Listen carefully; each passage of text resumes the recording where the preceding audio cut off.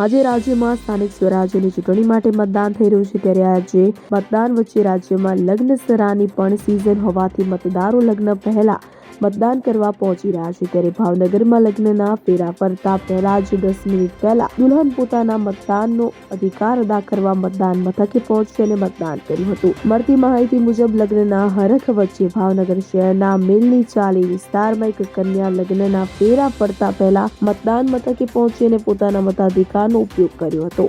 હાલ ભાવનગર શહેરમાં વડવા બ વોર્ડની ચૂંટણી યોજાઈ રહી છે. ભારે ઉત્સાહ સાથે લોકો મતદાન કરવા માટે જઈ રહ્યા છે.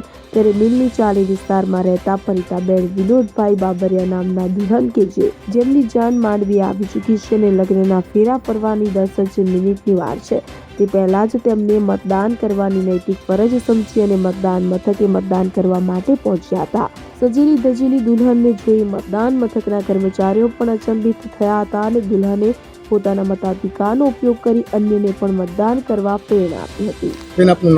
મારું નામ બાબરિયા પરિતા વિનોદભાઈ છે. કયા વિસ્તારમાં? કુંભાર આયા મિલની ચાલીમાં. અને ખાસ કરી આજે તમારા ઘરે પ્રસંગ છે, શેનો? હસ્તમેળાપ છે. આજે મારો 10 મિનિટ પછી મારા લગ્ન છે, અને છતાં બી હું મતદાન કરવા આવી. મતદાન કરવો એ બધાનો અધિકાર છે. તમે કેટલી વખત મતદાન કર્યું? ચોથી વખત.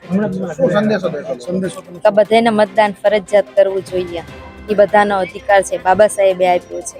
Bureau report CN24 news.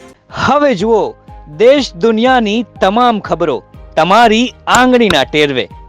ઉઠાવો મોબાઈલ અને Google Play Store પરથી ડાઉનલોડ કરો અમારી CN24 ન્યૂઝ મોબાઈલ એપ.